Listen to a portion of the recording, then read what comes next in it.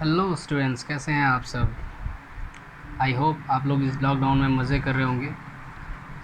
तो चलिए आज शुरू करते हैं आज का फर्स्ट चैप्टर क्लास 8 का, crop production and management. Chapter first में crop production and management.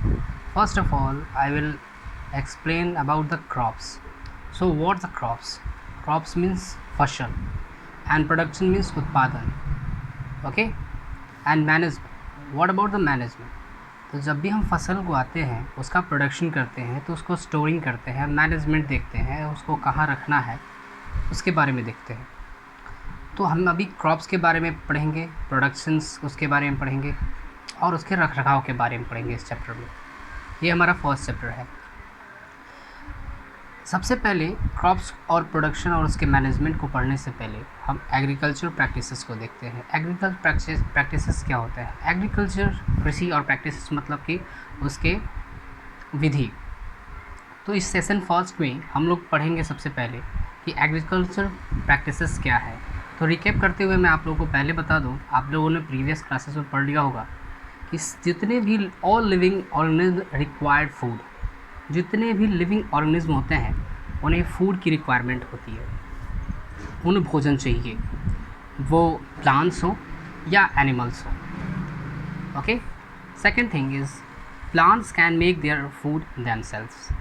Plants can make, वो अपना खुद भोजन बना सकते हैं। They are able to prepare their food themselves and the animals can not.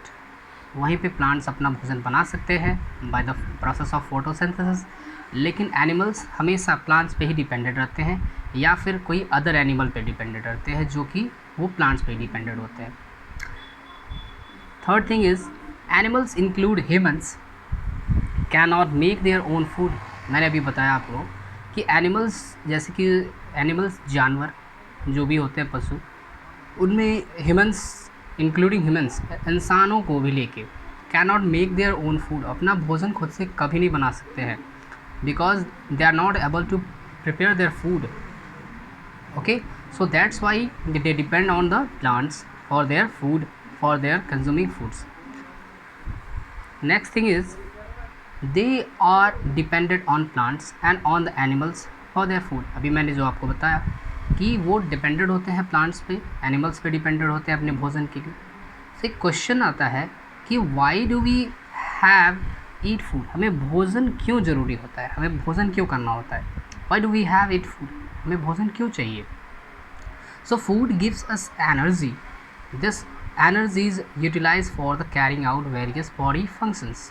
Food gives us energy, जैसे कि भोजन हमें क्या करता है, एनर्जी देता है। आप एक दिन भोजन ना करो, आपको वीकनेस फील होने लगती है क्योंकि आपको बॉडी के सारे फंक्शंस को रेगुलेट करने के लिए फूड की रिक्वायरमेंट होती है। वो छोटा सा स्मॉल सा बच्चा हो, वो भले से वो लिक्विड फॉर्म में ले, सॉलिड फॉर्म में ले, डजेंट मैटर, लेकिन उसे फूड चाहिए होता है ताकि वो उसे लेके अपने बॉडी को एनर्जाइज कर सके और अपने बॉडी फंक्शंस को रेगुलेट कर सके आगे के लिए। अगर वो ऐसा नहीं करता है तो उसकी बॉडी वीक होने लगेगी और धीरे धीरे धीरे धीरे उससे बहुत सारे प्रॉब्लम्स जो है फेस करने पड़ जाते हैं। So food gives us energy, this energy utilize for the carrying out of various functions like digestion, पाचन क्रिया में, रेस्पिरेशन श्वसन क्रिया में, एक्सक्रीशन उत्सर्जन क्रिया में। जब हम रेस्पिरेट करते हैं, डाइजेस्ट करते हैं या एक्सक्रीट करते हैं तो हमें फूड की रिक्वायरमेंट होती है। ऐसे फंक्शंस को रेगुलेट करने के लिए, चलाने के लिए हमें एनर्जी की ज़रूरत होती है। तो ये एनर्जी हमें कहाँ से मिलता है? ये हमें मिलता है हमारे प्लांट से। ओके,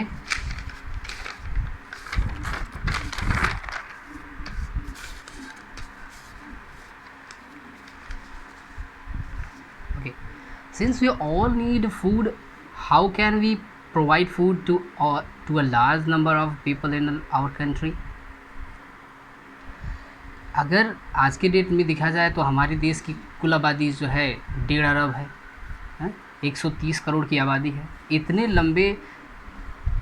लंबे आबादी को, इतने ज़्यादा पॉपुलेशन को फूड प्रोवाइड करना, that is very very very difficult. ये बहुत ज़्यादा डिफ़िकल्ट होता है and we are dependent for the farmers, और हम किस पे डिपेंडेंट होते हैं? फार्मर्स पे डिपेंडेंट होते हैं कि वो फार्मर्स क्रॉप्स को प्रोड्यूस करेंगे, देन उसके बाद हमें मिलेगा। शहरों में तो खेती होती नहीं है, गांव में होती है, विलेज एरियाज़ में होते हैं, रूरल एरियाज़ में होते हैं।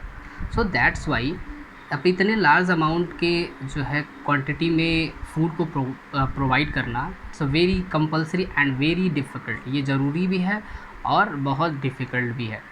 सो since we all need food, हमें भोजन की ज़रूरत होती है, so how can we provide to a large number of the people in our country? तो हम कैसे कर सकते हैं इतने ज़्यादा मात्रा में? So in order to provide food for large population, हमें इतने ज़्यादा पॉपुलेशन को फूड प्रोवाइड करने के लिए रेगुलर प्रोडक्शन, हमें निरंतर खेती करते रहनी पड़ेगी। अगर सोचिए कि आपके वहाँ अगर आपने जो स्टोर करके रखा है, जहाँ भी आपने रखा हो स्टोरिंग हाउस में या फिर घर पे स्टोर करके रखा है, जो भी ग्रेन्स हैं वो क्या होगा, रेगुलर अगर आप यूज़ करते हो उसको यूज़ तो करना ही है, एक ना एक दिन ख़त्म हो जाएगा। सो हमें इस साल तो हमें मिल गया जो फसल 1 ईयर चलेगा या 2 ईयर चलेगा, लेकिन फिर हमें नेक्स्ट सेशन के लिए, अगले साल के लिए, नेक्स्ट ईयर के लिए हमें फूड को जो है प्रोवाइड करना पड़ेगा ताकि हमें मिल सके। अगर हम ऐसा नहीं कर सकते हैं तो हमारे शॉर्टेज हो जाएंगे, हमारे पास जो है ग्रेन्स के, सेरल्स के, वेजिटेबल्स के हमारे पास शॉर्टेज हो जाएंगे। और वेजिटेबल्स तो रेगुलरली हमें यूज़ करना होता है, वो तो स्टोर करके रखा नहीं जाता है, कई जगह स्टोर करके रखा भी जाता है, लेकिन लॉन्ग लास्टिंग नहीं होता है वो ग्रेन्स की वजह, because they are we need to take it fresh, हमें इसे ताज़ा ज़रूरी होता है, ताज़ा लेना ज़रूरी होता है। सो रेगुलर प्रोडक्शन हमें करना पड़ेगा क्रॉप्स का, हमें हर बार खेती करती रहनी पड़ेगी, निरंतर खेती रहनी पड़ेगी। और इसी के तरह ग्रीन रेवोल्यूशन चलाया गया था, हरित क्रांति, ताकि किसान ज़्यादा फसल उगाएंगे तो ज़्यादा अनाज पैदा होगा, तो शहरों में से लेके गाँव तक जो है लोगों के घर तक पहुँच सकेगा। देन अगर हम रेगुलर प्रोडक्शन करते भी हैं, क्रॉप्स हमने फसल उगा लिया, हमारा रेगुलर प्रोडक्शन का मतलब है क्रॉप से, अगर हमने फसल उगा लिया तो हमें उसकी मैनेजमेंट करनी पड़ती है। ऐसे तो हम बाहर छोड़ नहीं सकते हैं, बारिश में भीग जाएगा, ख़राब हो जाएगा, कीड़े लग जाएंगे उसमें। So we should take a step that is proper management. Proper management means हमें उसकी मैनेजमेंटिंग करनी पड़ेगी, उसमें से जितने भी स्टाल्क है, हस्क है या स्टोन्स हैं उसको हमें अलग करके उसको स्टोर करके रखना होता है। अगर उसमें ज़रूरत पड़ती है तो हम क्या करते हैं कि कुछ पेस्टिसाइड्स मिला देते हैं या नीम के पत्ते मिला देते हैं ताकि इसमें कीड़े ना लगे, या ये ग्रेन्स लॉन्ग लास्टिंग जो है टिका रहे, चलता रहे। And distribution of food in the necessary, और जब हम उसे स्टोर करके रखते हैं तो हम मार्केट्स में या फिर जो है मंडियों में ले आके उसे हम सेल करते हैं ताकि वो डिस्ट्रीब्यूट हो जाए। और जो भी सेलर्स होते हैं क्या बोलते हैं उसे, कि व्यापारी होते हैं, वो क्या करते हैं कि वो आते हैं और उसको ख़रीद के ले जाते हैं और डिस्ट्रीब्यूट करते हैं, उसे जो है सेल करते हैं मार्केट्स में, बड़े मार्केट्स में। Food has to be produce on a large scale. So हमें इसलिए इतनी बड़ी आबादी के लिए, केवल मैं इंडिया की अब बात कर रहा था, अब पूरे वर्ल्ड में देखा जाए तो हर जगह खेती होती है। कई ऐसे जगह होते हैं जहाँ पे क्रॉप्स अवेलेबल नहीं होते, जैसे अपने वहाँ गेहूँ होता है तो कई जगह गेहूँ नहीं होता है, अपने वहाँ चावल होता है तो कई जगह चावल नहीं होते हैं। तो अलग अलग लैंड्स की अलग अलग क्वालिटी होती है।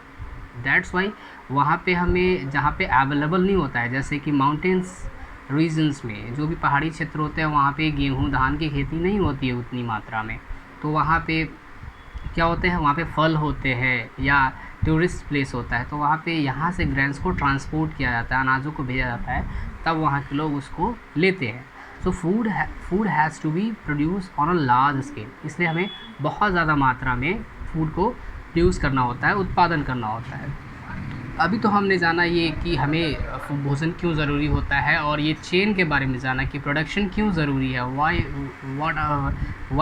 Why we need to produce large amount of the food for the people. So agriculture practices, हम अब जानेंगे कि कृषि के जो भी प्रैक्टिसेस हैं उसके बारे में। So first of all agriculture practices में हम पहले पढ़ेंगे कि हिस्ट्री ऑफ एग्रीकल्चर, जो एग्रीकल्चर का इतिहास रहा है, कैसा रहा है। जैसे कि पहले के ज़माने में आपने सुना होगा कि पहले हल से खेती होती थी, यानी कि मैनुअल होती थी, बैलों से, बैल में हल को लगा के, प्लाव को लगा के उससे प्लाविंग की जाती थी।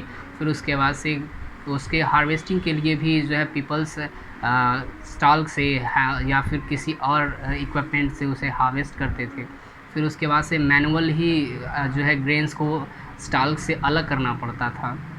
आज के डेट में मॉडर्न एज में बहुत सारे मशीन्स आ गए हैं, बहुत सारे ऐसे डिवाइसेस आ गए हैं जो मिनटों में बहुत लार्ज अमाउंट में वो इस प्रोसेस को कर सकते हैं। जैसे कि खेती करने के लिए मिट्टी की जो है गुड़ाई करना, उसको जोतने से लेके उसके सीड डिस्ट्रीब्यूशन, खेत में जो बीज को छिड़का जाता है या खाद को दिया जाता है, या फिर जो है उसकी हार्वेस्टिंग करनी है, कटाई करनी है, जैसे कि कंबाइन आ चुका है, बहुत सारे हार्वेस्टिंग इक्विपमेंट आ चुके हैं। फिर उसके ग्रेन्स को अलग करने के लिए थ्रेसर्स आ चुके हैं, थ्रेसर आ चुका है। अभी धान की खेती के लिए भी जो है थ्रेसर्स आ गए हैं, पहले नहीं था, पहले केवल गेहूं का होता था। आज धान की खेती के लिए भी थ्रेसर आ गया, उससे अलग किया जाता है। तो बहुत सारे जो है हाईटेक मशीन्स आ चुके हैं जो मिनटों में बहुत सारे लार्ज अमाउंट में वर्क को कर सकते हैं। पहले ऐसा नहीं था, पहले लोग लकड़ी का ही इक्विपमेंट बनाते थे क्योंकि उस समय लोहे का भी ज्ञान नहीं था, तो और इतनी फैक्ट्रियाँ नहीं थी जो इतने जो है नॉलेज नहीं था मशीन्स के बारे में, तो लोग अब मैनुअल ही करते थे, खुद से ही करते थे, हार्ड वर्क करते थे। So till 10,000 BC people were nomadic का मतलब क्या होता है? लोगों को ज्ञान नहीं था उसके बारे में, भोजन के बारे में। लोग क्या करते थे, जो आदिवासी थे, जो लोग थे, वो क्या करते थे कि पेड़ों से फूल को तोड़ के खाते थे, फलों को तोड़ के खाते थे जब उसकी शॉर्टेज हो जाती थी, क्योंकि वो भी एक ही सीज़न में आ सकता है, हर सीज़न में तो नहीं आ सकता है।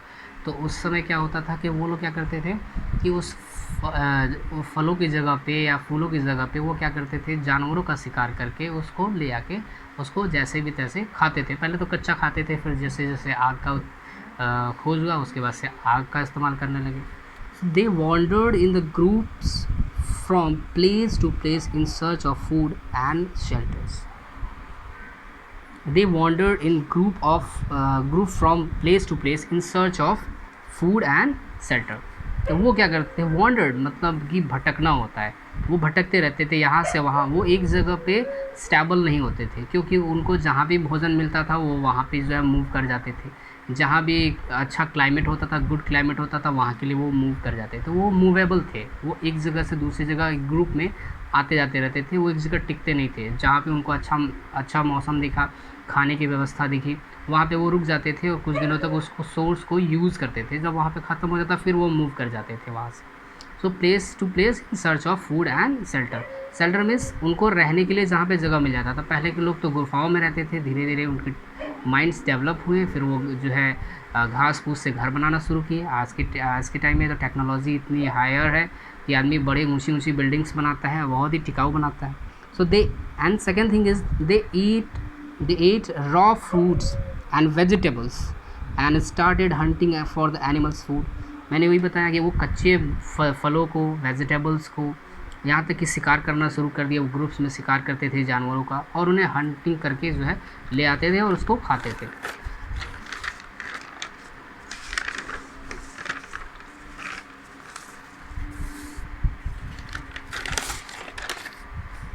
So later they could cultivate land and produce rice, wheat and other food crops.